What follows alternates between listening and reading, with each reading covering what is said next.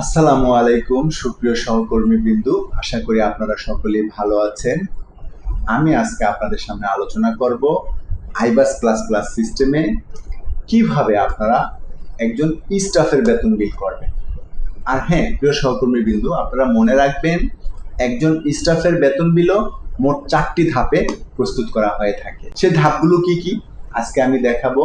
পাশাপাশি আপনারা মনে রাখবেন আপনাদের দপ্তরে যতজন স্টাফ থাকবে, 5 জন থাকুক, 10 জন থাকুক, 15 জন থাকুক, সবার বেতন বিল কিন্তু আপনারা একসাথে দাখিল করতে পারবেন। কিন্তু গত ক্লাসে আপনারা দেখেছেন অফিসারদের বেতন বিল কিন্তু একসাথে দাখিল করা যায় না। অফিসারদের বেতন বিল আলাদা আলাদা ইন্ডিভিজুয়ালি করতে হয়।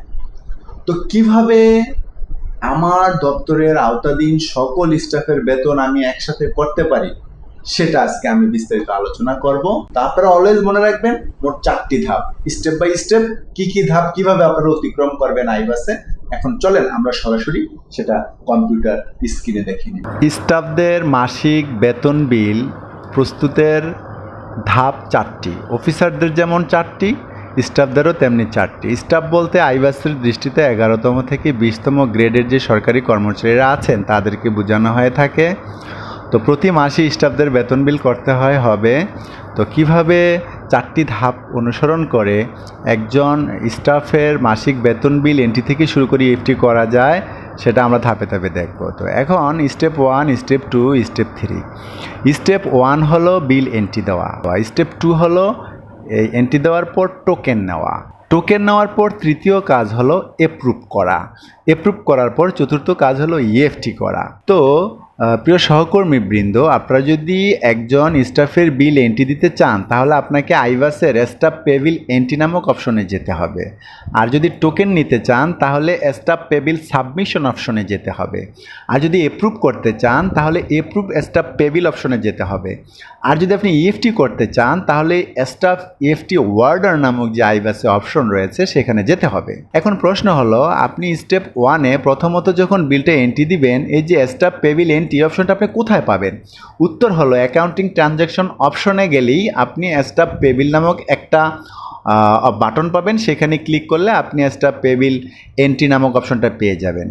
এরপর স্টেপ 2, টোকেন নেওয়ার জন্য যে স্টাফ পে বিল সাবমিশন অপশনে যাবেন এটাও পাবেন আপনি অ্যাকাউন্টিং ট্রানজ্যাকশন নামক যে অপশন আছে সেখানে স্টাফ পে বিল নামক যে বাটন আছে সেখানে ক্লিক করলে আপনি অপশনটা পেয়ে যাবেন।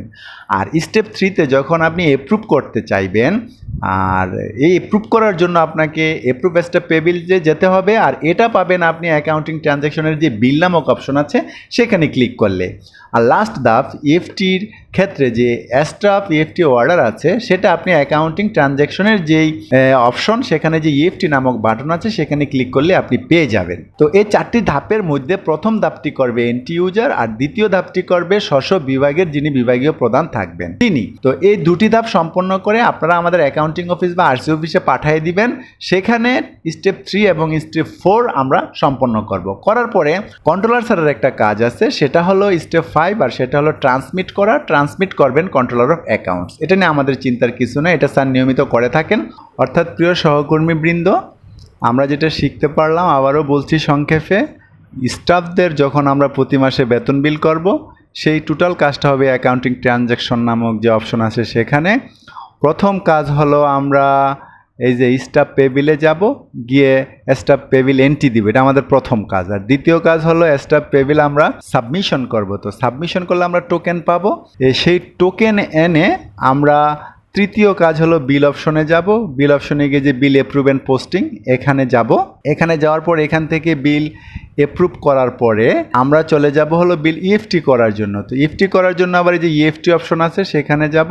সেখানে গিয়ে যে স্টাফ ইএফটি অর্ডার অপশন আছে সেটা আমরা ক্লিক করলে যে ফর্ম আসবে সেই ফর্মে ইএফটি ডেট দিয়ে ইএফটি করে দিলে সেটা ইএফটি হয়ে যাবে। আর ইএফটি হওয়ার পরের কাজ হচ্ছে, এটা আমাদের কন্ট্রোলার অফ অ্যাকাউন্ট স্যার করে থাকে, সেটা হলো ট্রান্সমিট করা। এটা স্যারের আইডিতেই সুবিধা আছে, অন্য কারো আইডিতে নাই। স্যার ট্রান্সমিট করে দিলে 48 ঘন্টার মধ্যে স্টাফদের অ্যাকাউন্টে টাকাটা চলে যাবে। ধন্যবাদ প্রিয় সহকর্মীবৃন্দ, আশা করি আপনারা বুঝতে পেরেছেন যে কিভাবে একজন স্টাফের বেতন বিল দাখিল করতে হয়। সম্পূর্ণ প্রক্রিয়াটি আপনারা বুঝতে পেরেছেন।